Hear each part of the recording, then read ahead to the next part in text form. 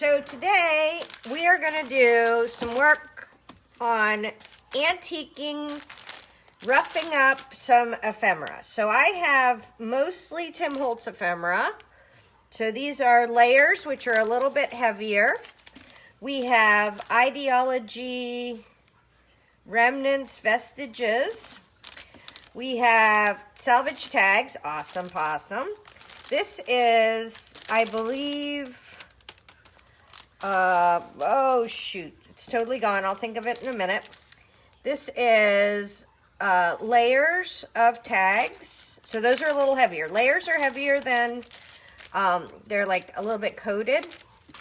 And then this is Field Notes Ephemera. Okay, so why I need to do this. So I did a page in my journal, this one, that I want to make journal cards for. So this is an art journal, but I do want to have a journal page that goes here that is, and I also have room for one here, where I talk about my childhood and things like that, just to remind myself. And I don't necessarily want it to be public because I show you guys everything, more for just for me. But, so I want to make a journal card, but I have all this ephemera that I bought, store-bought, and I have a ton of ephemera. Well, I do have a ton of ephemera, but I have a ton of papers that are vintage that I also could do, but I thought I would, you know, my whole goal is to use everything I have, right? I have bought these things, and I will be more likely to use them if they're already vintaged up when it's time to do some work. I bought all the products we're going to use, and I need to use them, right? So like part of having a art practice is to use the stuff you buy, not just to hoard it.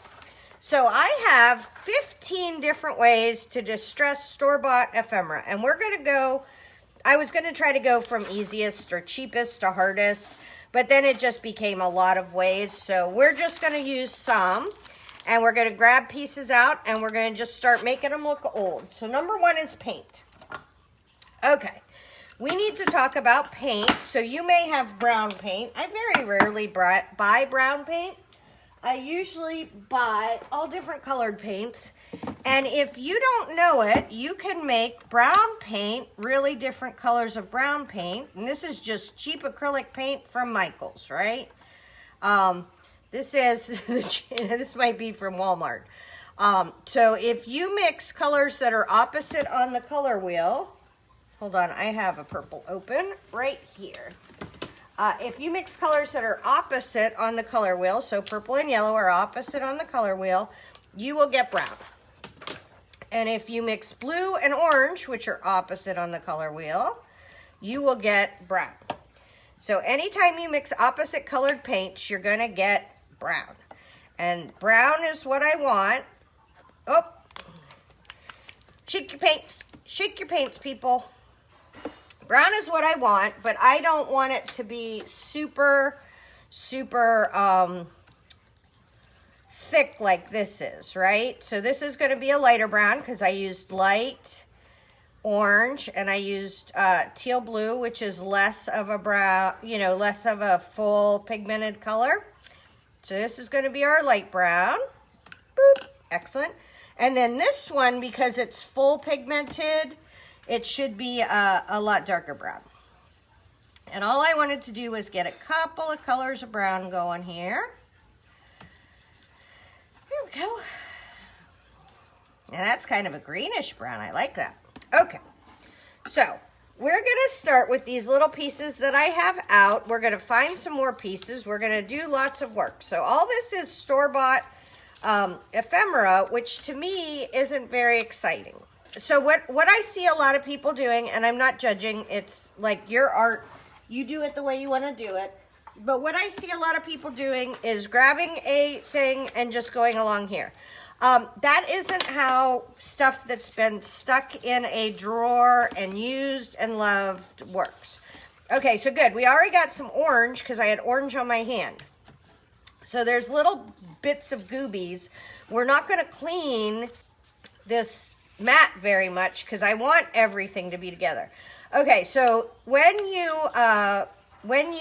have ephemera, it's very often been worn, it's been loved, it's been sitting in a drawer, it's been kind of roughed up a little bit. You could take any of your ephemera and try to take a, oh, look, we got a line. Okay, so the things that'll happen when you have a line like that or you use your ephemera is you're going to be able to kind of work something into those lines. So I have way too much paint on here, right? So we want to, first off, I want to kind of dilute it, right?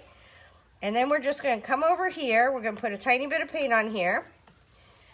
And then we're going to rub it around like it just got kind of dirty, right? And because I broke the seal of that, it's going to be there. So we're going to put some paint on there. This one, we're going to dip the corner in like it got, like it just got a little smudgy. How about if we put a drop there and we just smudge that out? That's good. Okay, here's a paper. Let's use our kind of, you also want to think about kind of going opposite of what the piece is, because this is more actually that color. You're not going to see much if I don't do something to it that's a little bit different color. Okay, so we're going to do a little bit of this, a little bit of green. If I wanted to, I could grab a little bit of that water, move this around. I could actually get it wet, right? Get it wet and kind of smudgy this around. This is already looking better to me. It just looks a little bit more worn, and oh, I liked how that did that. Let's see if we can activate that. Nope, it had dried by then. All right. We're also going to use our sleeve to clean this.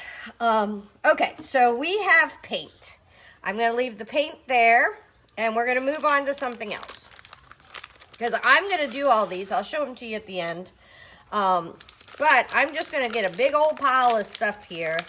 And, you know, I know that everybody likes to know where stuff comes from. But that, like, my art is my art. I don't want to have to worry about where stuff comes from. I just want to make art.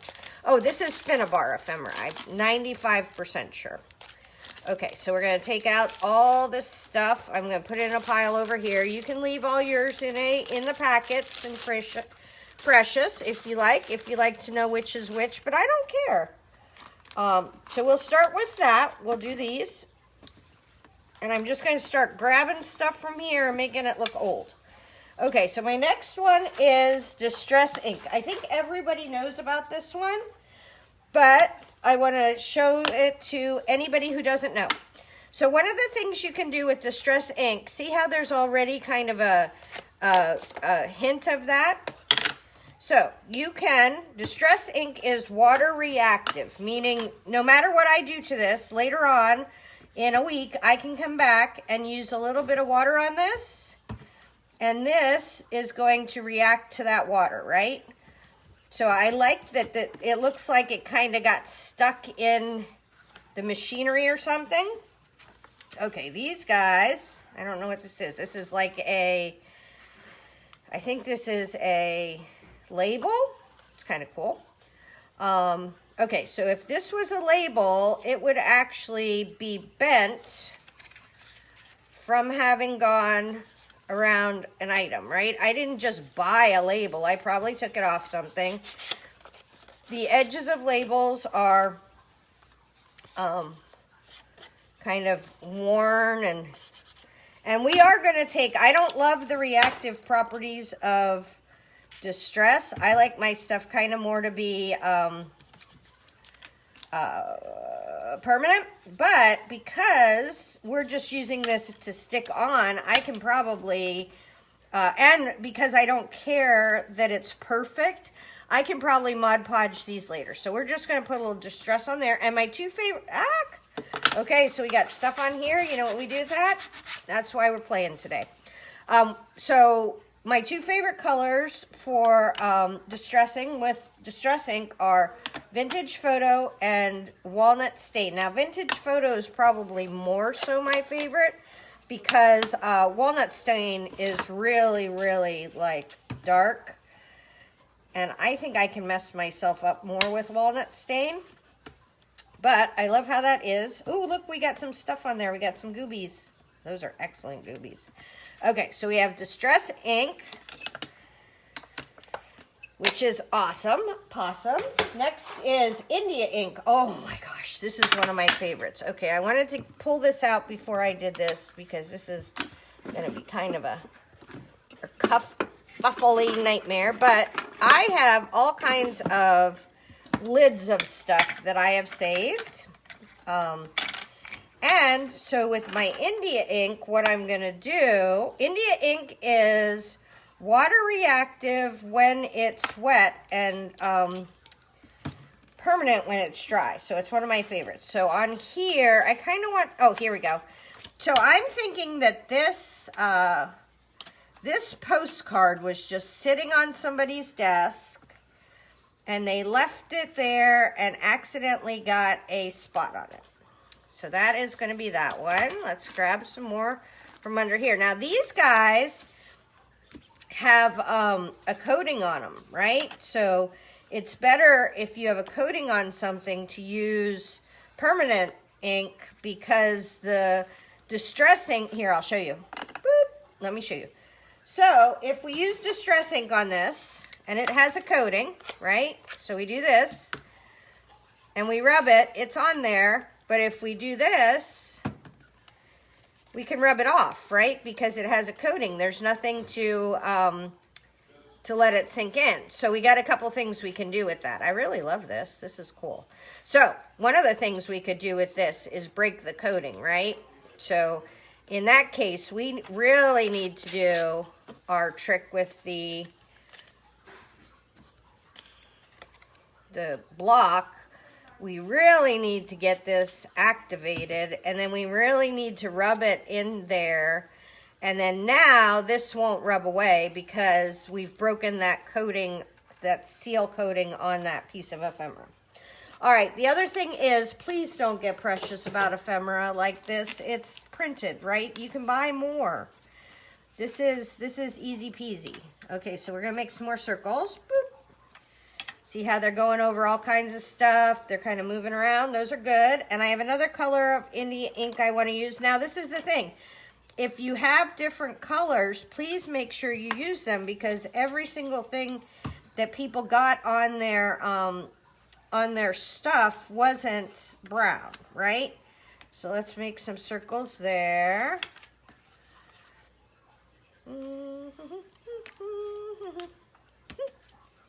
Okay, so we got that. We're just going to start that stuff piling up over here because if it touches each other, it's fine, right? So we have India ink. And this is one I will definitely use. I will definitely use the acrylic paint. The acrylic paint is permanent. It is not water reactive. So what is our next one? Archival or Stayzon. These are two of my favorites. So Archival ink and Stayzon ink are permanent inks, right? They're just permanent. Oh, this is good for this one. Okay. So one thing you have to worry about with permanent inks, though, is remember that trick where I spritzed it out and it got better? Not with Archival ink. You're not going to get that to move at all. So this is going to be wherever I put this ink, it's going to stick here. So we're going to... Oh, this picture. Okay, this picture got bent, but this was a guy's kind of love interest. He carried it around with him in his pocket. So I'm not going to go all the way across that, but I am going to come here, and I'm just going to kind of tip these edges, like as if it was in his pocket. Maybe we do a T. Okay, so now, so Stayzon is just my, well, the Stayzon I have is just brown, right? But my Archival inks, and these are distress colors too. Again, my two favorite colors, this is Ground Espresso, but this is my favorite color, is Vintage Photo. So over here, I'm going to take this little crinkle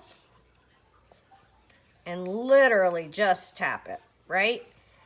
So I just want a little hint of that. Okay. India ink, you're just having such a hard time over here. Boop, boop, boop. Oh, on that. I wonder if it'll ever dry. Let's try it. So we're going to go back and forth because this is really my project for today. Let's see if we can get this to dry on here. Oh, I don't want to dry out my Archival ink.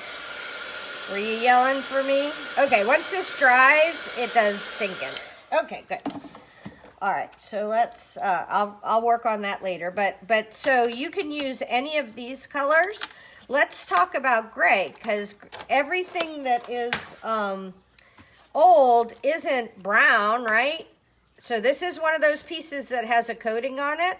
So this is going to be a good candidate, right, for a little bit of Archival ink, because Archival's permanent. And so it will stay on this piece of ephemera. Okay. There we go. Next one. Jane Davenport Aquapastels. Okay, so it's right in the name. These are water soluble. These are called Aquapastels. And so because they're water soluble, we have to do them on something that is, that you're able to get some sinkage in. And we're going to take a little squirty squirt of this. And these should react the same way as some of the other things do. So if you don't want those little lines, see, I kind of like those little lines because it looks like maybe somebody was doodling on their bingo card, right? So maybe I come up in here. But on this side, I'm going to wet it first. And on this side, I'm going to do it after. So watch. On this side, you still get a little hint of those lines. On this side, you're going to be able to have a lot more blendy blend with that. Okay, so sometimes you want to wet it first, and sometimes you don't. And see, that's just a little hint of stuff.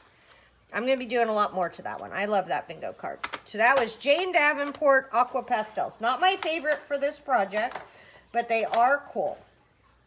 Next is Izink Ice. Okay, this stuff is amazing. I love it. It is from Seth Apter.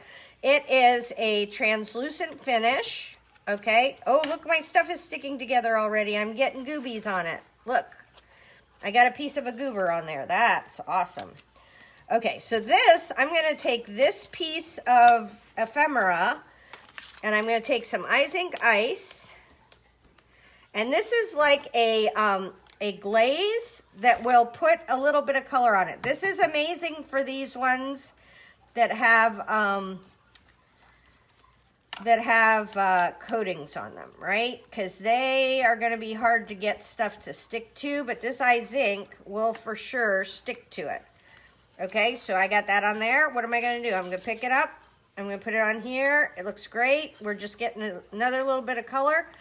You want to think about where things get dirty. Things get dirty on the edges, and they get dirty on the bottoms and on lines, or if they're sitting on your desk. Okay, so I will be using that. I'm kind of putting the ones I'm actually going to use over here. And you want to clean your brush off because that Izink Ice is like glue. Okay, Distressed Crayons. Now, I'm doing a project later today where I'm going to be using Distressed Crayons. So Vintage Photo is the color I like, right? So now I have to find a piece that isn't coated because we need the water solubleness of it to be okay, to be able to get in there. I'm going to use my block. I'm going to just rough that up a teeny bit. And the nice thing with the crayons is you can really focus like where you're going to put your stuff. Now the crayons are weird. They will not react. So I'm going to do this on the back of this one. So watch. If you use the crayon, you squirt it, and you don't move it with water, it won't do anything.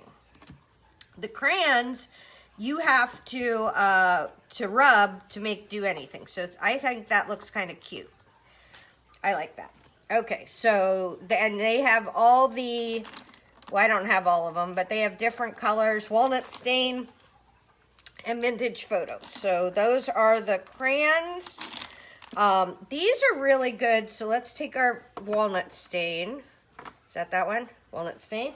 Okay, so when we're talking about doing squares, it's really easy to do squares, right? But how about when we're doing like weird edgy things, right? So say this cute little butterfly, it is going to be a lot easier to do stuff with this cute little butterfly if I have a crayon, right? Let's go ahead and do like a corner right around there.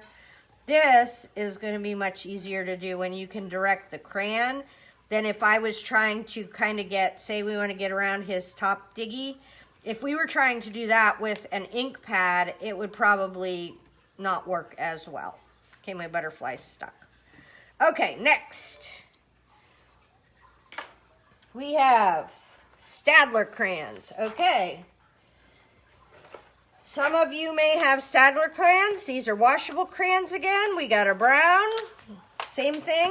I lost one of my Staedler crayons. I actually have two colors. Let's do this. Let's try something different with these guys. Let's write on our, oh, that's kind of a red, and that's kind of a brown. Okay. And let's find out where that other crayon went. All right. This was a gray. Ooh, it volunteered. Okay, so we're going to put it on. I have a glass mat under here. Let's go ahead and activate this almost like we're using it for an ink and see what happens if we dip. Oh, look at that nice smudgy on the edge we got. It just kind of, it's activating and enhancing the smudgies that are already on there, right? So sometimes you can just make yourself a mess on your, let's do it on something that's easier to see. Okay, so these are little label-y bits. Okay, let's do this. Let's see if we got enough left in there. Oh, there we go. See? It got done in there. All right, you didn't know this, but I'm back. I had a pancake break. My husband made me pancakes. Okay, Sharpie markers. I don't have brown Sharpie markers, but we talked a little bit before about the fact that every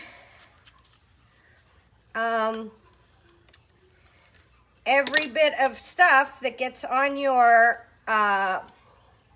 ephemera isn't brown. Okay, so let's talk about Sharpie markers. To me, they feel a little harsh, right? I'm going to come back in with some kind of gray something or other because to me that feels like a very harsh line. They are oil-based, so I feel like on the glossy ones, they may just sit on the top. Let's try one. Okay, this feels glossy. So I got to find a glossy one I don't like as much because I really like those, which is hard because Tim makes cool stuff. Okay, this. Let's try a corner and see because we're just going to test these things. Okay, so I got a little bit on. Number one, it's not going on very well, and number two, it came right off. So the Sharpie markers will only work on the ones that are not coated. So that's good to know. Okay, Distress Oxide Spray. Now this stuff is super fun and like a little miracle.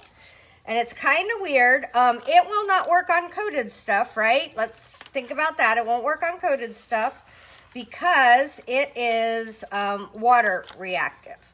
So let's say we want to put a little smudge down here. Number one, I would spray it. This is Distress Oxide. So the weird thing about Distress Oxide is that it is water reactive and it will make kind of opaque, meaning you can't see through it. Okay, so we're doing a little bit on the edges. A little bit on the edges.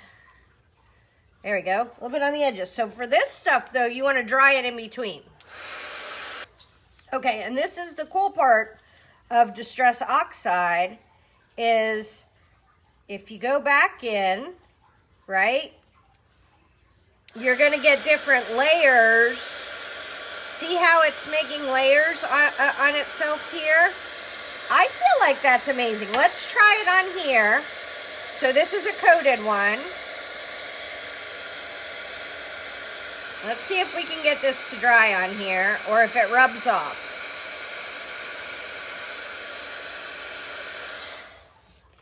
Okay, so there's part of it that's wet, which we know will rub, but there's part of it that's dry that kind of stayed on there. Okay, so this will work better on the coated stuff. Now, just so you know, and Tim always says don't lick your work.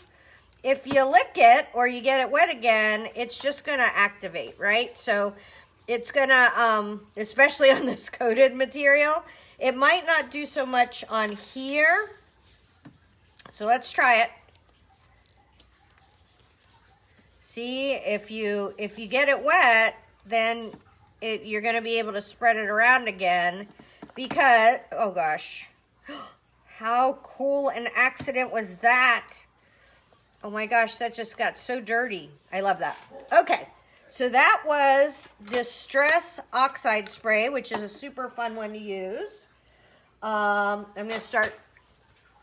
This one I'm going to clean up because this is a water reactive one, right? So if we use anything else, it's just going to keep getting everything else dirty. Okay, what's next? What's our next one? Wrong paper. This one's so fun. Okay. Reinkers. So this is Vintage Photo and Walnut Stain. Obviously my two faves. But the thing about Reinkers, so you know how we're getting nice little tiny bits of something. These guys are like the supercharged mega of distress, right? So let's get this. This is cute. I'm not a big mushroomer, so let's try it with mushrooms. So number one, say we were to think, oh, this mushroom got like left on my desk. And we put a splotch on it, okay?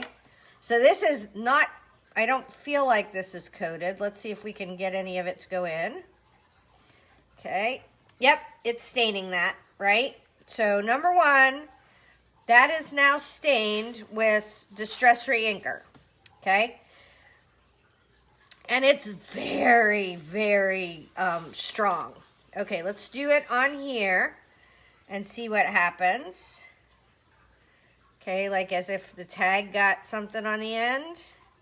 All right, this is the coated stuff. So I don't have real great. So it is on there, right? Like it's physically on there. The nice thing is you can just wash yourself with water. I dropped half my bottle of Distress Reinker on the floor and it was fine. Okay, so on this, it has sunk in, right? So some of it is going to be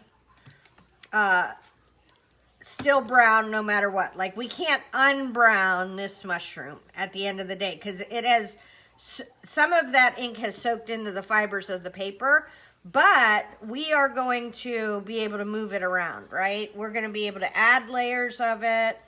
We're going to be able to do all that. On this one, I have a feeling that we are going to be able to spray this off.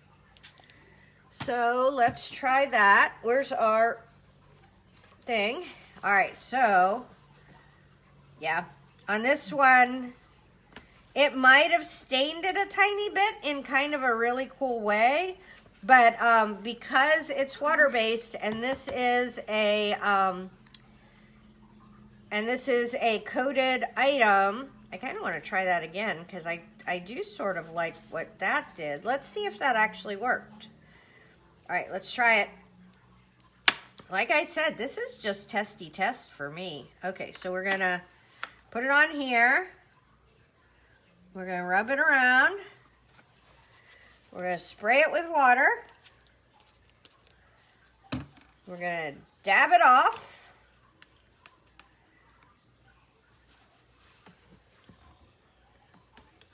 We're going to dry it. Okay. So this is mostly dry, right? And if you wanted to, you could put that in your book. But the problem is for me, I use lots and lots of layers. So watch, if we spray it, it's going to come off, but no, it just all comes off. It's a bummer. I thought maybe some of it sunk in, but it didn't. All right, no bother. So that is the Stress Reinkers water-based Izink Pigment. I don't know, honestly. I would think pigment, we're going to try it, roast chestnut pigment. So this is by Seth Apter. And this is pigment. We're going to put a little pigment on here. We're going to try it a couple different ways. All right, so let's grab something else. These are not coated. So let's just touch some little edges over here. And that is soaking into the paper. Let's see what happens if we get it wet. No, it doesn't look like it's if it's moving around, it's hardly at all. Okay, so that leads me to believe that Izink Pigment is probably permanent. And I just want to get some on the edges here. I really like that. I like permanent stuff. Okay, yep. So you get what you get and you don't throw a fit because you can't move it. All right, let's try this on this card, right? That it didn't work with the other one. So we're going to put this on here. We're going to kind of go around the edges as if it got a little bit dirty. Okay, so it's on there. Let's see if it comes off. And we have a winner. It does not come off. So Izink Pigment is permanent. Yay, that's exciting. And maybe not exciting to you if you love the water reactive properties of Tim Holtz's stuff, right? You do you. Embossing. Oh my gosh, this is going to be fun. All right, so let's do it on one of the coated ones because the coated ones are our biggest problem. So I am going to take an embossing pad. And I'm just going to kind of go along this edge a little bit over. So I'm not being careful. And I need my embossing tray, which is under every bit. Okay. Woo! We had a bit of a debacle there. We had the phone ringing or the alarm going off. We had my embossing tray. Okay, so this is not going to come as a surprise to you. This is Vintage Photo Distress Spray or Distress Oxide. Now, this is permanent. This will melt on this paper, right? So this is going to give us a really glossy finish that is permanent. So we're going to put this to the side because we don't want to spray our embossing powder all over the thing. Okay, there you go. So the cool thing about Distress embossing powder is it's translucent, so you can see the stuff still in there. Now, once this is dry, this will be adhered to there, and you can't move it. So it is permanent, and I will be using that technique a lot on my ephemera because I think it's cool. All right, Glamour Gel. Okay, so this is something that a water-based, so it says it's water-based. I bought this because the lady at Joggle said to buy it, and she has really good ideas, so I did. Okay, so this is kind of cool because it is a little bit shiny. So I think I'm going to use a brush. We're going to try a brush. It's water-based, so let's do a little spritz of water. Right? Let's see what happens if we mix it with some water. Because I don't necessarily want my whole thing to feel like it's... And this is an open one. Ooh, you know what else I want to do with this? I want to make a sparkly circle. Okay. All right. So we got this on here. And this is a non-coated one. Ooh, I kind of love that because it has sort of just a little bit of glimmer. I don't know if you could see it, but you get the ink, color in there too. That's kind of fancy. All right, but now here comes our true test. How many kitchen towels can I use? All right, so here comes our true test. We want to test and see if it will react once it's dry. Okay, so this is, the glimmeries are moving around, right? We're getting a little bit of something. I don't think the ink is moving, but the glimmers are moving. So I just removed all the glimmers from that little area. So I feel like the ink is permanent, the glimmers move around. And we have one last one, which is Alchohol Ink. This is Carmel. I like the color Carmel. Okay, so what is this? Oh, a little butterfly, good. Okay, so we're gonna try, I'm not a big alcohol inker, as you can tell. I should probably have shaken that. Shake, shake, shake, shake, shake. Okay, so first off, let's just do our edge. Boop. And that feels like that's going in pretty good. I'm gonna see, can I get a drip? Can we get a drip? We're not getting a drip. Let's try this. Okay, so that is on uncoated paper.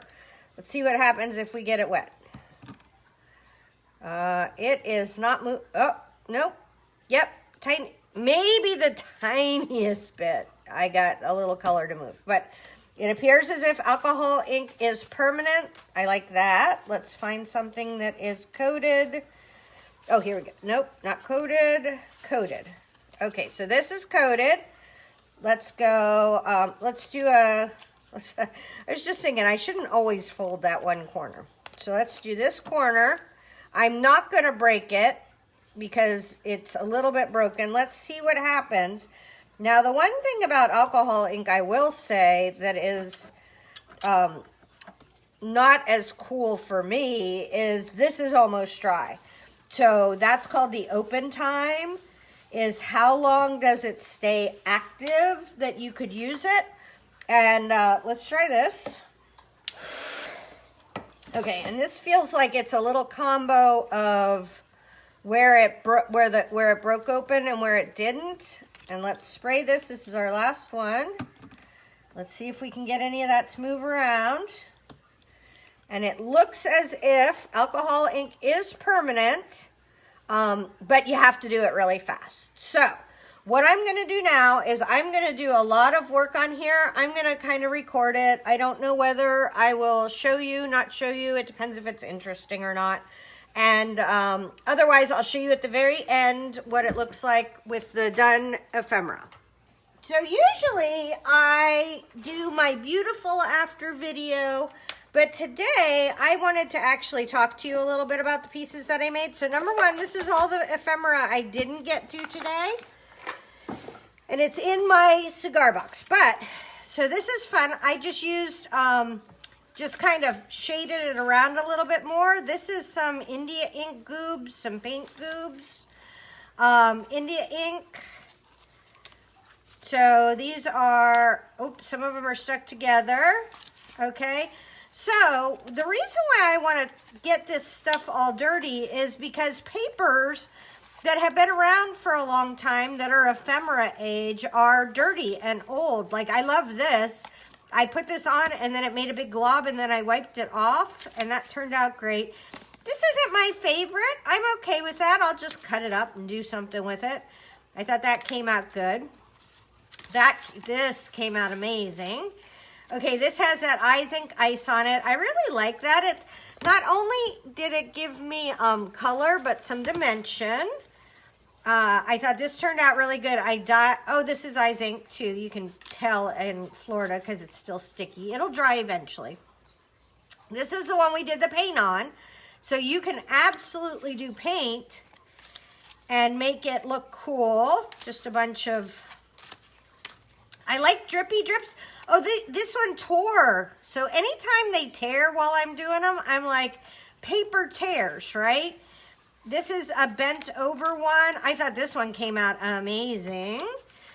So this is fun. So I was doing this postcard. I got a little aggressive and I tore it. So then I put a piece of tape on it, which is what you would do, right? This is a map. So I figured somebody would have it folded up in their pocket, right? To put it into their front pocket. These tags are really cool. I may have to get some more of these tags because I thought all of them were super neat. So this one's cool. It has two sides. But tags get dirty, right? If you have a tag on your, think about the tags on your luggage. By the time you get to your hotel, it's all beat up and dirty. Okay, so this one I thought came out really good. Do not crush. I crushed it. Never mind. All right, I need to get out more. I thought this came out good. Oh, look, on this, I had the indie ink, but I got too close and I burnt it. And I really like that. Okay, these tags have two sides, so I have to be really careful with those. I like those tags a lot. I feel like I didn't do enough on that one. Okay, here, now we're into the embossed ones. So I did some stuff on them, and then I used that Distress Embossing Glaze to just, not that one, to add a little bit of shine and a little bit of grunge. Look at that. I just think that makes it look so fancy. So I did it on a bunch of them. I think, and then it does like little goobery bits. Okay, so that's cool. That's cool. Oh, I love this. So I did so much to this. I know it doesn't look like it, but I did so much. So there is embossing. There is ink. There is archival ink. I just think that turned out really well. I embossed this little mushroom. Super cute. I thought this came out good. I accidentally had some paint on my hand, so I got it on there. This turned out really good, like a bingo card that's been batted around in your desk. I thought this turned out good. You can see all that. Oh, look at her. Don't you think she turned out really good? All right. So that is how you make your new ephemera look distressed. Hopefully that helps. Tara Jacobsen, Artsy Fartsy Life.